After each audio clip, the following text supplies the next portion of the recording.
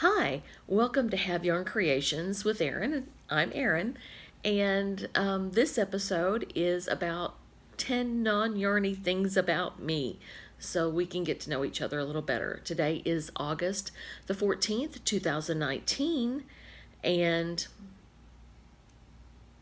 I guess I'll start right into it. Um, First of all, yes, I have crossed the other side of the hill. I am over 50 and very proud of it, actually.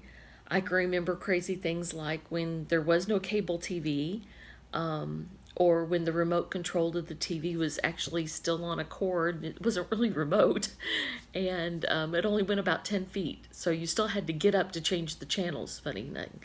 I remember when there was call waiting or three-way calling wasn't available to the public. My mom worked for Southwestern Bell and AT&T, and so we got to try things out sometimes before it was available to the general public. And I remember as a teenager we had those features. So number two, I have been happily married for 30 years.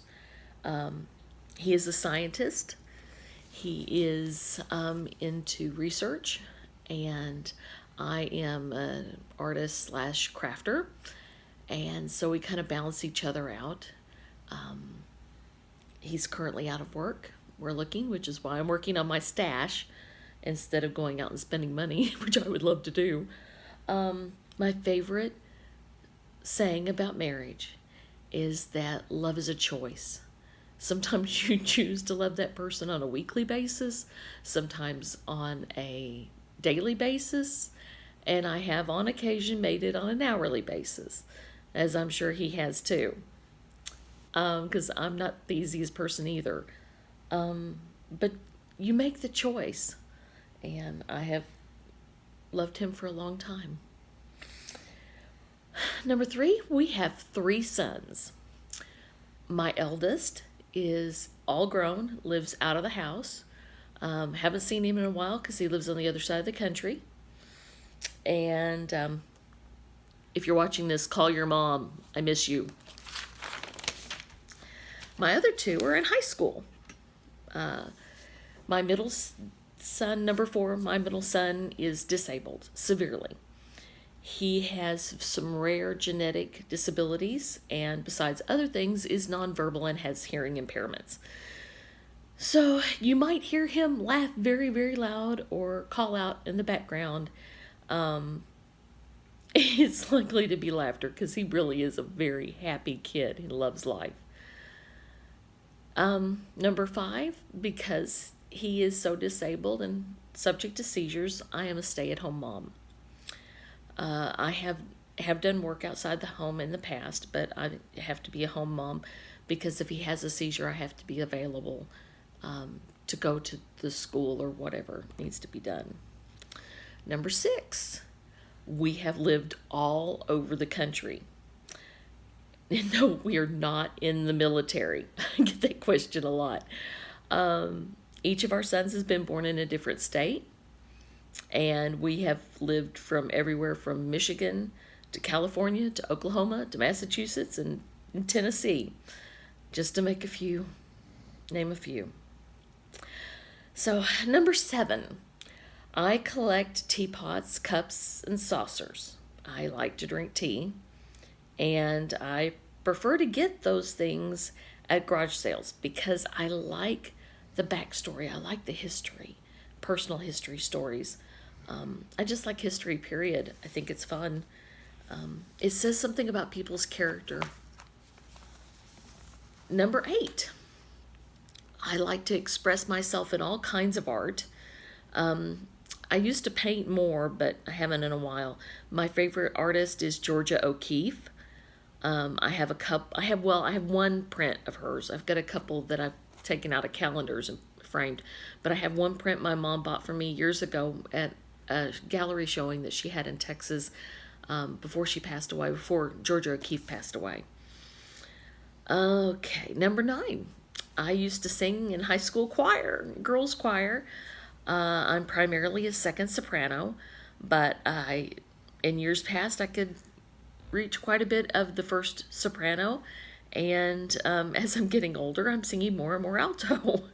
But I love to sing. I constantly have a song playing in my head, and I can't explain it. I just do. There's somebody will say some word, and it will trigger a song in my head, and I'm even if I'm not singing out loud, I'm singing. So, and I guess that's last one is number 10, and it's kind of yarny, but not really. I discovered YouTube about 20 years ago when I taught myself to crochet. Okay, well, I learned to crochet when I was in middle school, 7th grade. They taught us the basics, how to do a chain, how to single crochet, how to double crochet, enough to make washcloth. But I learned it all anew on YouTube, and I expanded my knowledge using those YouTube videos. I would look up that nobody had any particular channels that I really knew of. What I did is I would find a pattern that I liked and look up the abbreviation of what did that stitch mean, and then I would plug that into YouTube, how to do this stitch, and I would find somebody who had done a tutorial on how to do that stitch. Since then, I have used YouTube to fix my dryer. Not last summer, but I guess it's the fall before last, I took my dryer completely apart and put in a new heating element and some new sensors, and did it all by myself, and practically got a brand new dryer out of it. Then we had to fix the washer recently because the water pump went out. So we've done that.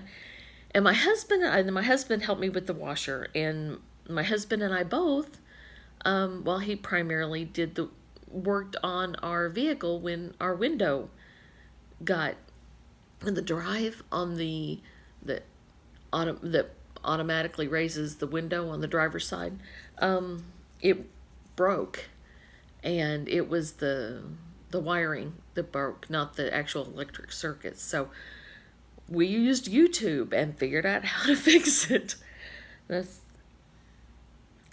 YouTube is an amazing resource, and it's a community.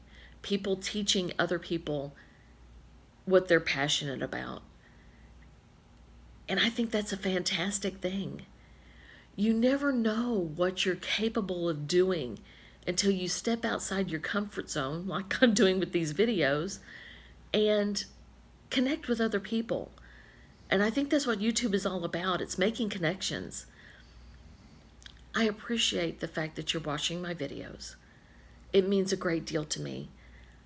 And I just want to say thank you, and that you'll never know, like I said, what you're capable of doing. You can do a lot more than you think you can. Give yourself some credit. Step out and enjoy some life. You can have a lot of fun. So, if you have yarn, be creative. Thank you, and have a lovely day.